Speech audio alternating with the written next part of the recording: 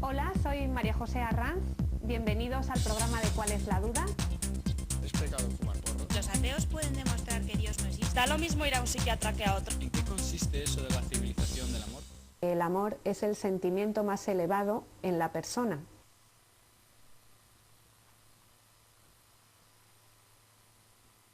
Hola a todos y bienvenidos un día más al programa de ¿Cuál es la duda? Mi nombre es María José Arranz y para los que no me conocen, soy abogado y madre de familia. Hoy trataremos de responder a todas sus dudas sobre el tema de los sentimientos. ¿Qué son exactamente los sentimientos? Es una pregunta difícil de responder porque los expertos no se ponen de acuerdo sobre lo que realmente son, pero creo que a nivel práctico nos puede ayudar el distinguir dos niveles. Un primer nivel más superficial en el que hablaríamos de emociones, que son esas reacciones que tienen lugar en nosotros cuando recibimos un estímulo del exterior a través de nuestros sentidos y se origina una reacción a nivel físico, a nivel psicológico y afectivo en nosotros. Esa reacción evoluciona hacia el sentimiento cuando la voluntad la conoce, la elige y ratifica. Así que tendríamos un primer momento de emoción y un segundo momento más humano, más activo, en el que ya la voluntad ha entrado a jugar parte de sentimiento. ¿Qué peso tienen los sentimientos en nuestras acciones? Pues depende de cada persona. Digamos que es uno de los factores que juegan para examinar el temperamento de la persona humana. Podemos hablar de distintos tipos. Uno sería el de la persona emotiva, que asume las emociones tal y como vienen, sin pasarlas a la mente ni a la voluntad, y se guía en su acción simplemente por los estímulos externos que recibe. También hay otro tipo que sería el de la persona sentimental, que efectivamente sí recibe esas emociones, sí las hace humanas, las examina, las acepta, pero necesita siempre de un sentimiento que le empuje a la acción. No es capaz de actuar si el sentimiento no la acompaña.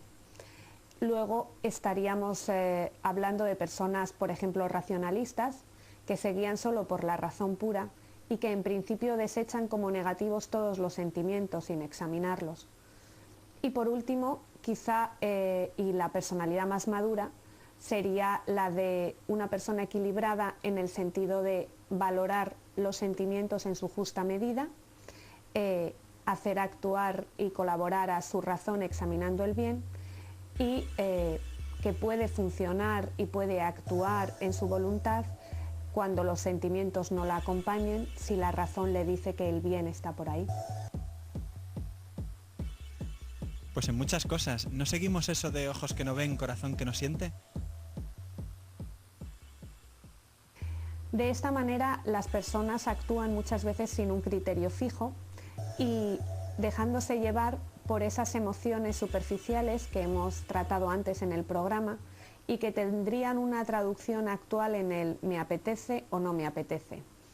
Es decir, que si ante una decisión o una acción que yo tengo que desarrollar me apetece, me procura una emoción agradable, actúo.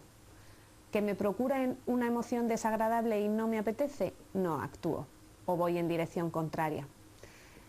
Y todo esto nos pone delante un tema de fondo que es muy claro en ese ojos que no ven, corazón que no siente, que es el miedo al sufrimiento. En realidad, ese miedo es el que muchas veces nos bloquea, pero si cerramos el corazón, ciertamente no sufriremos, pero tampoco podremos gozar, ni alegrarnos, ni tener ocasión realmente de vivir una vida plena.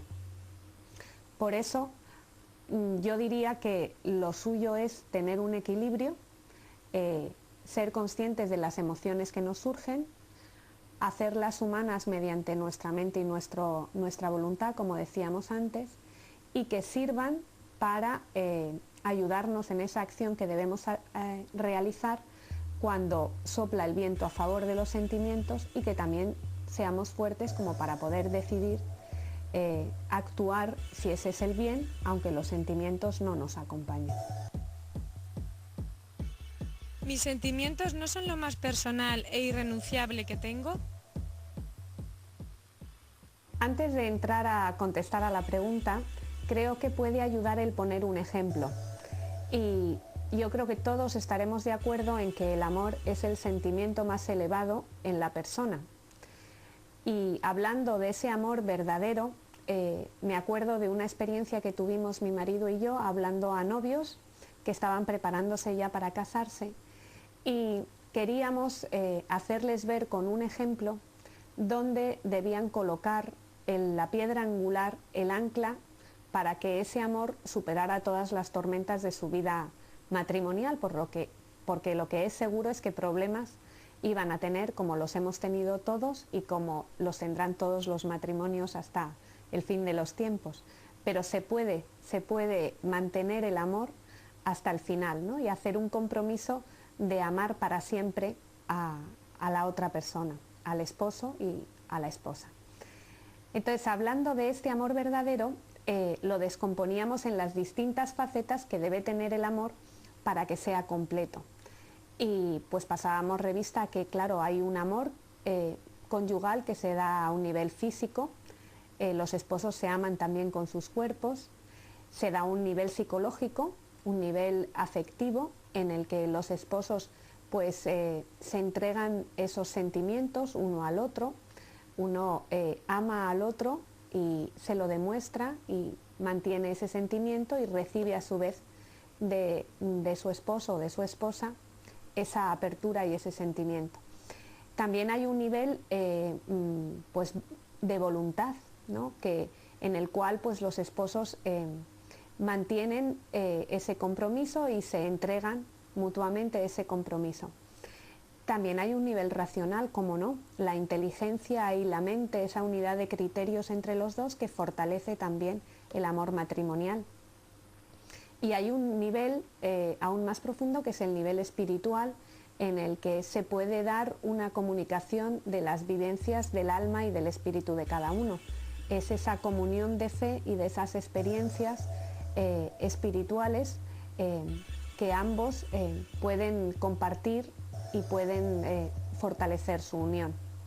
Sin embargo, aunque esto es así y el amor matrimonial y conyugal debe reunir todas estas facetas, no siempre se dan todas al mismo tiempo y durante toda la vida matrimonial, desde el primer día de la boda hasta el día de la muerte de los cónyuges.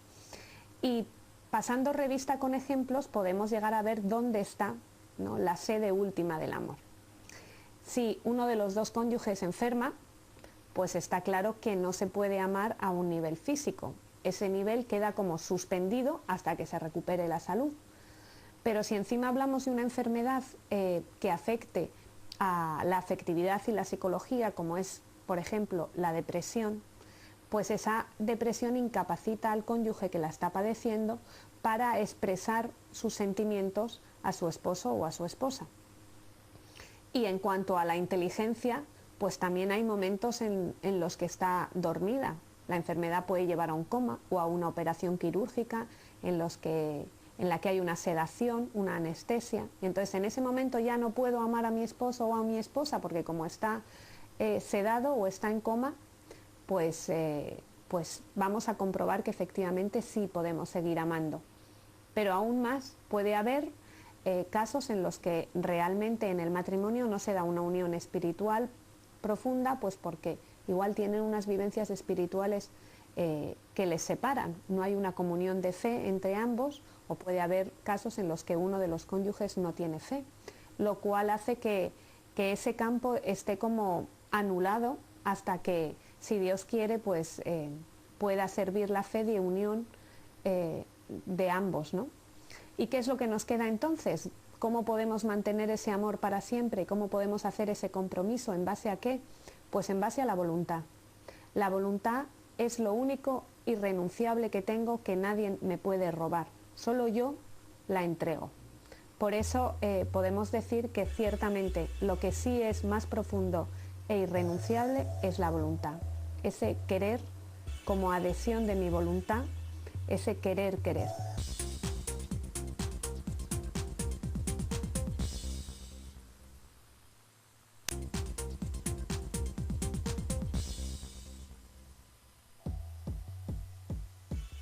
¿Se puede ser feliz si los sentimientos no acompañan? Quizá lo primero que hay que aclarar es dónde reside la felicidad, para ver si efectivamente los sentimientos tienen que acompañar necesariamente o no.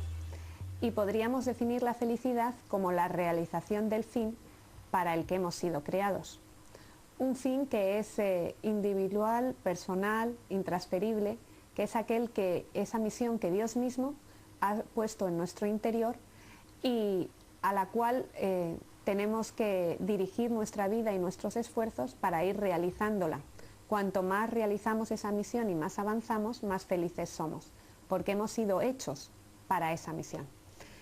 Dicho esto, pues los sentimientos a veces ayudarán dando una satisfacción, empujando las velas, teniendo un viento a favor, y otras veces serán un obstáculo. Lo mismo que otras circunstancias de la vida también pueden servir de obstáculo o pueden favorecer. A veces una enfermedad puede servir de obstáculo para ser feliz y la misma enfermedad en otra persona bien asumida y bien encauzada puede ser un medio para ser más feliz. Por eso, desde este punto de vista y teniendo en cuenta que, digamos, la misión universal a la que todos hemos sido llamados es a amar en el sentido más profundo de entregarse a Dios y a los demás, pues a veces los sentimientos nos ayudarán a correr por ese camino y otras veces pues serán un obstáculo. ¿Podemos influir de algún modo sobre nuestros sentimientos? Naturalmente que sí, pero vamos a recordar primero esa distinción que veíamos al principio del programa entre emoción y sentimiento. La emoción es algo pasivo, que yo no elijo ni decido, sino que resulta de un estímulo exterior que no depende de mí y que a través de mis sentidos me llega y ocasiona esa reacción en mi interior. Eso, en tanto que pasivo, yo no puedo controlarlo, ni cambiarlo, ni darle la vuelta y poner una emoción de signo contrario. En el sentimiento, en el que ya la mente y la voluntad han entrado a examinar la emoción y a aceptarla o ratificarla, yo ahí puedo poner un primer obstáculo, en el sentido de decir, aparco de alguna manera esa emoción, pero no le puedo dar la vuelta, en el sentido de volver negro lo blanco. Es decir, que si tengo un sentimiento de tristeza, no puedo darle la vuelta y poner un sentimiento de alegría allí donde está el de tristeza. Sin embargo, la forma de actuar para poder influir sobre un sentimiento o una emoción negativa es a través de la acción. La acción está controlada por mi voluntad y mi voluntad sí puede actuar independientemente del sentimiento o la emoción. Y me acuerdo en este sentido de un ejemplo, hablando de eso de la tristeza y de llorar, que me sucedió a mí. Y aunque es muy tonto, quizá pueda ayudar a alguna persona que me esté escuchando. Cuando tenía 17 años, pues mis padres me mandaron a estudiar a Inglaterra por aquello de que pues era muy bueno aprender inglés y era la mejor manera de aprender un idioma, ¿no? Yo había estado estudiando inglés durante bastante tiempo en España. Iba tranquila, pensando que estaba todo dominado. Cuando llegué allí, bajé del avión, llegué al colegio donde tenía que vivir y me empezaron a hablar en inglés, me di cuenta de que no sabía absolutamente nada. No entendía ni una sola palabra. Mi reacción ante esa situación fue un choque, un bloqueo y consecuentemente después un sentimiento de tristeza. Empecé a llorar en mi habitación y entonces en ese momento mi mente se puso a funcionar y pensé, Dios mío, con todos los días que me quedan por delante, ¿qué voy a hacer? Entonces, dándome cuenta de que no podía, si seguía pensando, no podía parar de llorar ante esa situación, pues lo que hice fue poner manos a la obra. Me levanté y empecé a deshacer mi equipaje. Y es una bobada, o sea, ¿qué tiene que ver el equipaje con la tristeza por no entender ni una palabra y encontrarme sola? Pues me ayudó en ese momento el ponerme en marcha, realizar una acción y ver que era capaz de deshacer mi equipaje y colocar mis cosas, hizo que esa sensación de tristeza y ese sentimiento de tristeza terminara.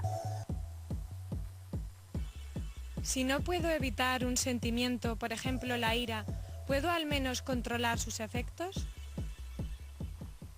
Por supuesto que sí. Controlar sus efectos supone que no recibo pasivamente la emoción, sino que hago que mi inteligencia y mi voluntad trabajen. Y pongo un ejemplo de mi vida familiar que puede ser muy ilustrativo para esto. Uno de mis hijos, que es muy susceptible y además tiene mucho orgullo, no puede soportar que nadie le llame gallina, porque él es valiente por encima de todo. Entonces sus hermanos a veces utilizan ese mecanismo para fastidiarle, de tal manera que daría la impresión de que es como un interruptor para encender la luz. Ellos le llaman gallina, él se enfada, se pone rojo y la pelea está servida. Yo he tenido a veces que pararme a hablar con él para demostrarle cómo sí puede él ser dueño de la acción posterior. O sea, quizá no pueda evitar que cuando le llamen gallina ponerse rojo y enfadarse, pero sí puede pararse a reflexionar en esos momentos y cambiar la acción que ese sentimiento le está sugiriendo. La reacción espontánea sería pelearse con quien le ha llamado gallina y sin embargo él puede no hacerlo, darse media vuelta y dejar al otro pensando. De tal manera esto es así que muchas veces cambia el estímulo, y me explico. Cuando él ha actuado así ya varias veces, en el sentido de que no entra a reaccionar automáticamente, sino que se da media vuelta y se va, ya el estímulo deja de tener lugar y sus hermanos dejan de llamarlo y de utilizarlo, ese término de gallina, con él. Eso mismo podemos tener experiencia nosotros también. Específicamente cuando recibimos un estímulo negativo, que surge en nosotros ese sentimiento de ira u otro sentimiento malo, podemos pararnos a pensar y actuar con nuestra voluntad en otro sentido. ¿Cuándo es bueno un sentimiento y cuándo no? En principio no se puede poner una etiqueta a cada sentimiento a priori. No podemos hablar de sentimiento bueno, sentimiento malo, así en un sentido general y universal. Ciertamente sí tenemos una clave y una manera sencilla de examinar si un sentimiento es bueno o es malo. Y esa clave la encontramos en la palabra de Dios, nos la dio Jesús en su Evangelio. Son los frutos. Nosotros podemos saber si un sentimiento es bueno por los frutos que produce. Y esto se puede ilustrar mediante una historia o un ejemplo que nos puede hacer reflexionar sobre hasta qué punto es real la variedad de frutos que se pueden dar por un sentimiento. Nos situamos en una oficina de una empresa, en ella trabajan pues, hombres y mujeres colaborando en esa labor, algunos están solteros y otros casados. Nos fijamos en el caso de uno de los hombres que está casado y está atravesando una crisis familiar, una crisis matrimonial. Tiene problemas con su esposa y eso le está llevando a una tristeza, casi a una depresión que se deja notar en su trabajo. Y a su lado trabaja otra mujer, también casada, con hijos, que se da cuenta de esa situación de su compañero y empieza a surgir en ella un sentimiento de compasión ante el sufrimiento de él.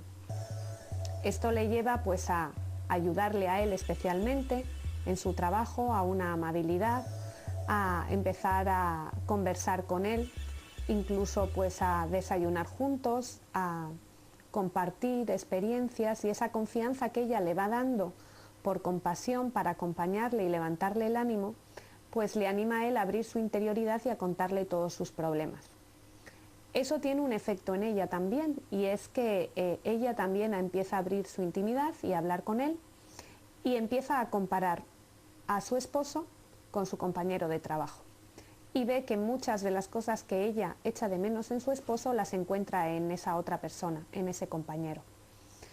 De tal manera que la relación entre ambos puede empezar a evolucionar y terminar en una infidelidad que resulta en la ruptura de dos familias, de dos matrimonios, cuando el sentimiento original o aquel primer paso fue dado por compasión y por el deseo de ayudar.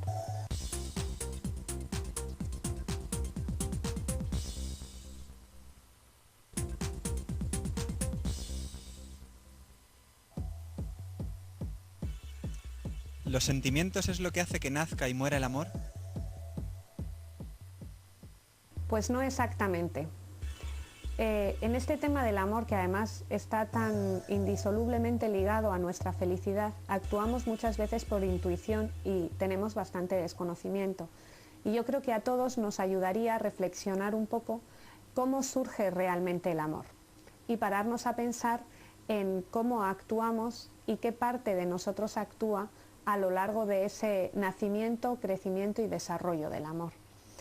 Si nos paramos a examinar el ejemplo del amor humano entre un hombre y una mujer, pues todos sabemos que surge en una primera etapa por un atractivo. No conocíamos a esa persona y de repente aparece delante, ¿no? ¿Cómo llega a nosotros? Pues llega a través de los sentidos, llega a través de los ojos, del oído, de un apretón de manos. Nos fijamos en cuál es su imagen corporal, en cómo es, si es rubio, moreno, alto, bajo, delgado, gordito. Todo eso es lo que llega a nosotros, su imagen exterior, cómo habla, qué voz tiene. Y todo eso origina en nosotros una reacción automática y pasiva. No hemos elegido conocer a esa persona, sino simplemente nos hemos tropezado con ella. A esto, aunque esa persona nos resulte atractiva y surja en nosotros una emoción, incluso si estamos en una época adolescente o de primera juventud, podemos llegar a experimentar pues esas mariposas en el estómago, ese ponernos colorados, ese azorarnos en esa situación. Aunque todas esas reacciones de la emoción se den, estamos hablando de reacciones meramente físicas y además de unas reacciones involuntarias y pasivas. Ahí todavía no existe ninguna reacción verdaderamente humana, es simplemente corporal. Pasamos a una segunda fase y es cuando de ese conocimiento de esa persona pues empieza a haber una relación. La frecuentamos, hablamos con ella, la escuchamos, la miramos, la observamos, vemos cómo actúa y ahí empieza a generarse un conocimiento en el que nuestra inteligencia empieza a tomar parte. De tal manera que nosotros en esa relación vamos descubriendo cuáles son los valores de esa otra persona.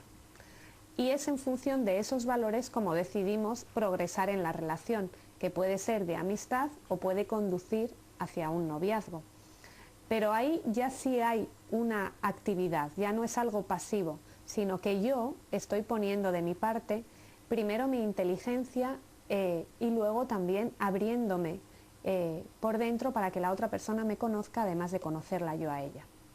Sin embargo, aquí todavía propiamente no existe un amor, porque lo único que estamos haciendo es conociéndonos. Ese conociéndonos puede estar generando una serie de sentimientos positivos y de emociones y vamos de grata sorpresa en grata sorpresa y todo el mundo nos parece maravilloso, ¿no? Es lo que todo el mundo conoce como el enamoramiento, estar enamorado de otra persona.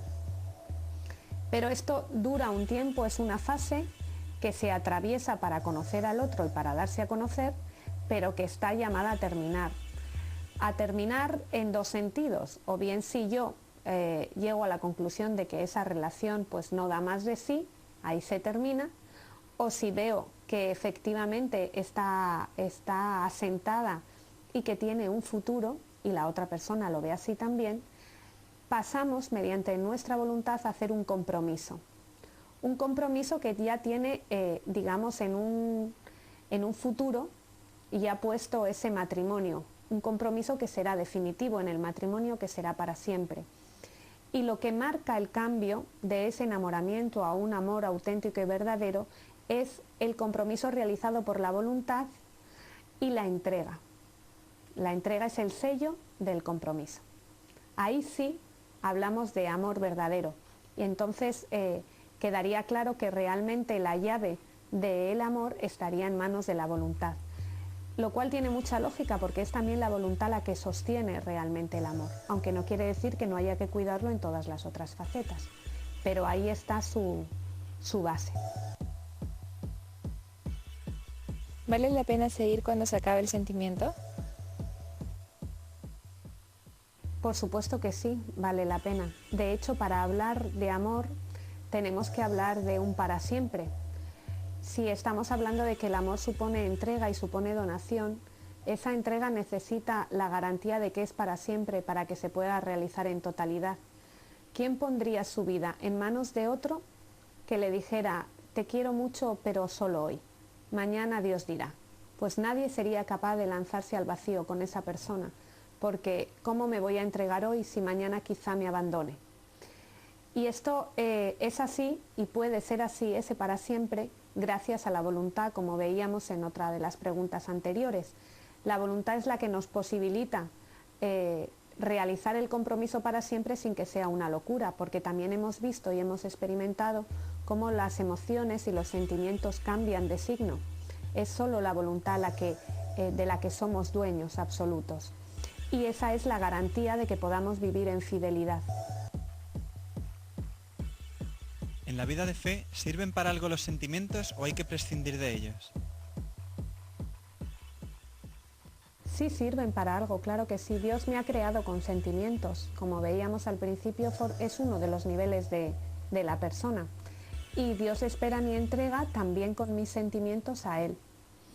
En mi experiencia puedo decir que a veces los sentimientos me han ayudado a avanzar en esa vida de fe, sobre todo cuando he puesto corazón y me he dado cuenta de que Cristo está enamorado de mí, también con un amor sensible, que no está exento de sentimiento, que tiene un sentimiento perfectamente integrado con el resto de su naturaleza humana y todo ello a la medida de Dios.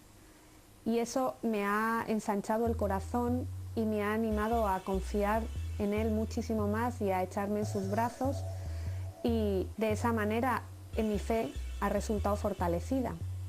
Pero también he de decir que a veces esos sentimientos han sido un obstáculo para unirme a Cristo, sobre todo cuando me han llevado al egoísmo, a poner mi mirada en mí en vez de en Él, a la autocompasión, pues cuando Dios ha permitido una prueba en mi vida o un problema y lo he dramatizado y me he sentido una víctima injusta, pues todo eso, cuando he permitido que eso tomara las riendas, esos sentimientos negativos tomaran las riendas de mi vida, sí que han sido ocasión de alejamiento de Cristo.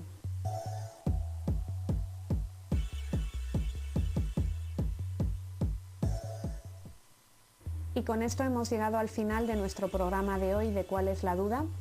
Ha sido un placer estar con todos vosotros y espero de verdad, de corazón, en Cristo y en nuestra Madre, que haya servido para aclararos esas dudas sobre los sentimientos y que así seáis cada vez personas más maduras y más capaces de uniros de corazón a Cristo.